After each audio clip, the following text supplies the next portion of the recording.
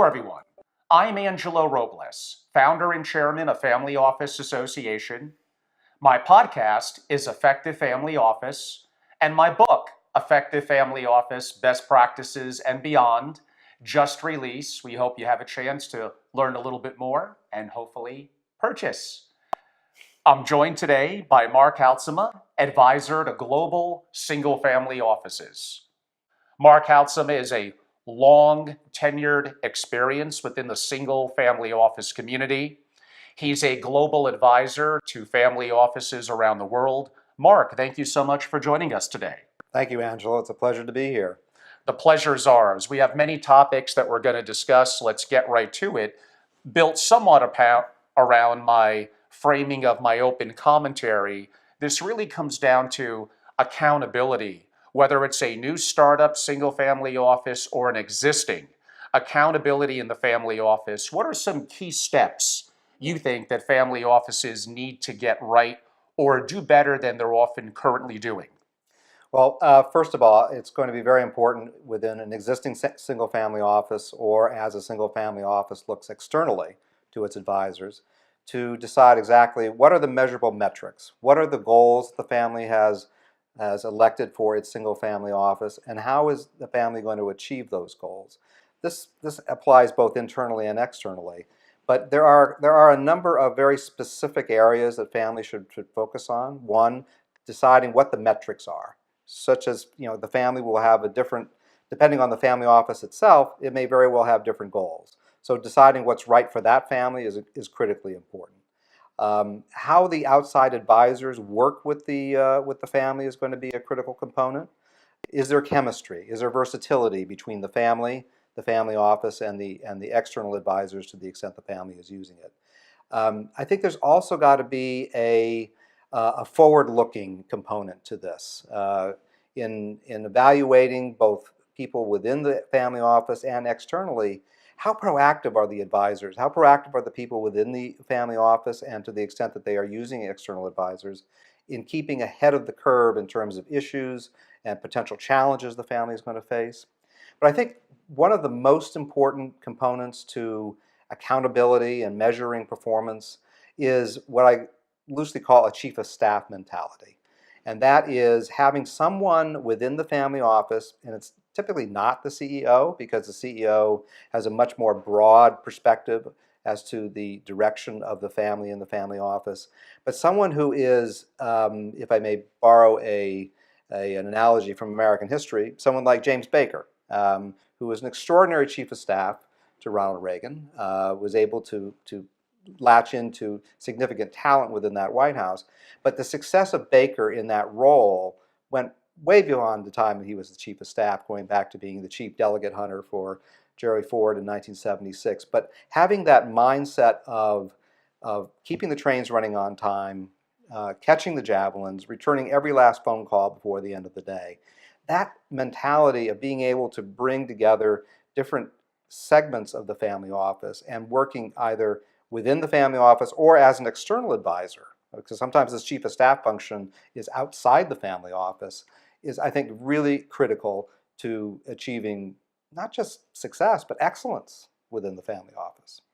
And isn't that what the family should really want? If they're not looking to achieve excellence within the family office, then really why have a family office? Exactly. It is hard to do it right. It's arguably expensive, sometimes I think a little overblown by those that want to talk people out of the family office or SFO, but we'll save that one for a little bit of a different time.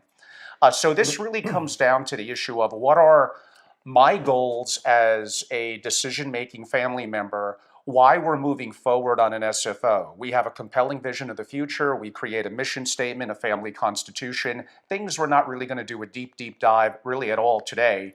We then set up the internal structures of proper legal entities. So again, these are deeper dive, narrow discussions. We'll save a little bit more for the future, and many things in prior videos and podcasts that we have covered inside myself and Family Office Association. But we need a clear identity. Sometimes the CEO, and I'm using that role, but the family may call it something else, but effectively the person who's going to be heading up the family office usually a non-family member, is getting the goals out of the family that are most important for them. If there's 20 or 30 of them, it's really, really hard, especially if it's a launching new single family office. If you want to be excellent and great, you probably should do it in little bits at a time. It's this one area or these two areas that we're going to be really, really excellent on. You mentioned that the CEO is going to be focused on helping that compelling vision of the future and effectively being where the buck is going to stop there, using another famous president as a quote. Exactly. The chief of staff one, I think, is a new perspective to some of our audience. And you gave a great analogy with James Baker.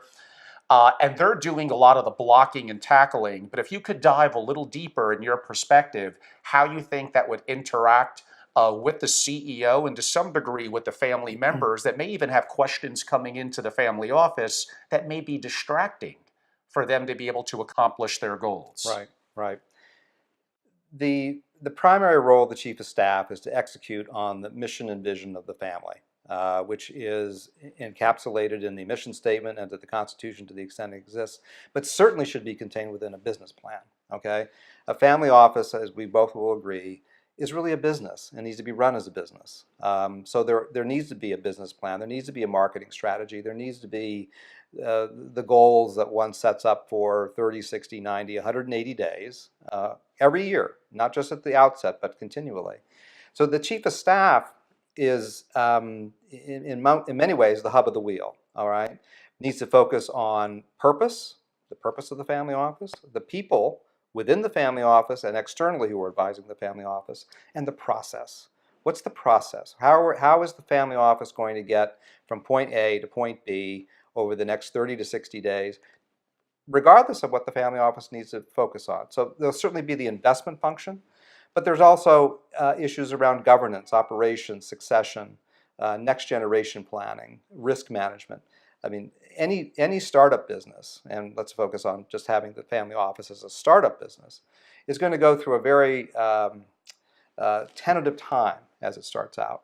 And so it's going to be very important that, to your point, around communication, around cohesion, around strategy. What are the goals, and how does the chief of staff, again, either internally or externally, because not every family office is going to have the luxury of having someone who can do all that blocking and tackling internally, but having someone trusted outside that can assist. How does that individual playing that central role for the family office help to execute on that strategy? That's really where the chief of staff becomes critical, mission critical for the family office. Excellent points. So the chief of staff is not necessarily a expert on a specific law, accounting, or investing. It's almost to some degree a communication and a servicing role, somewhere between the family and the CEO, but with the talent, insourced or outsourced, that is executing upon the goals of that family. What kind of skill set did a James Baker have? And you hinted at it, but let's do a little deeper dive, or what you think would be a great profile, and narrow down the description of the chief of staff a little bit more, Mark, please. Okay. Well, using the Baker model, James Baker was a lawyer, a very good lawyer in Houston. So he applied that skill set, and being a lawyer myself, I can sort of identify with the training that someone like Baker went through to get to this point. Incredible attention to detail, very process-oriented, very specific end result-oriented, okay? So being a business lawyer, business lawyers focus on the end result, whether in a transaction or another kind of legal matter. But, you know, the skill set that the successful chief of staff is going to have is, in addition to being very focused on the details, is also having the back of the principal.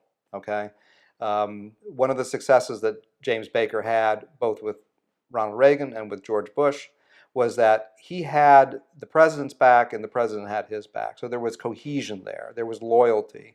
Everyone was singing off the same page of the choir book. And that's incredibly important in order to be able to, I think, first of all, feel as though you have the right platform to be able to execute, but also to be able to give one's complete and unfettered discretion, direction and focus on the family itself. That's, I think, one of the most important things that the chief of staff can bring. So some of the things we're touching upon in terms of having clarity of goals, of having communication, of kind of knowing what you're going to be great at and knowing what you're not going to do or simply going to outsource and potentially service upon it. Some of the things we're talking about on governance, on vision and mission, on getting the legal and the operating agreements right, and going from a process to an outcome.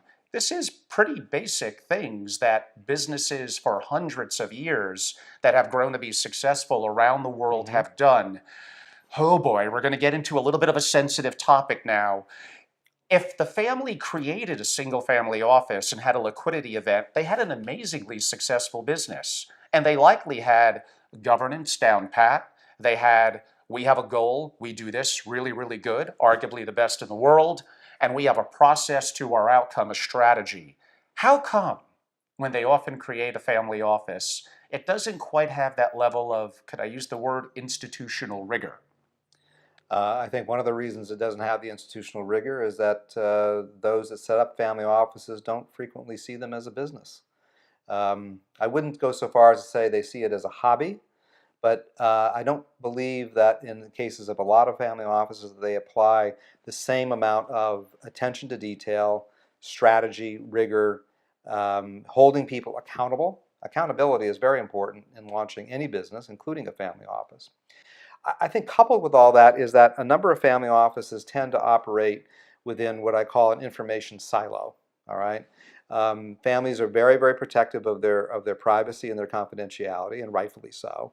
But the detriment of that is that they close off themselves from other information, other people that have other ideas, as they protect their own confidentiality and their privacy. So being able to, if you will, work outside that information silo, avoid the perils of groupthink, that particularly if it's a small group, that they all agree with one another and they don't step outside their comfort zone and disagree with one another. That is really why several family offices operate as subscale. To achieve true excellence. And if you're going to go through all the bother of creating the mission statement, the charter, putting in place the operating agreement, hiring staff, if you're not going to do it in excellence, why bother? All right? Exactly. I'm Angelo Robles, founder and chairman of Family Office Association. Effective Family Office is my podcast, and my book of the same name, Effective Family Office. We hope you enjoyed our video podcast and our series of video podcasts as well. You can reach out to me directly at angelo@angelorobles.com or through Family Office Association, angelo@familyofficeassociation.com, or for some of you, perhaps easier, simply on social media, where we maintain, like Mark, an active LinkedIn presence, as well as Twitter. So reach out to us on YouTube and on Twitter. We are very simply Family Office. Thank you very much.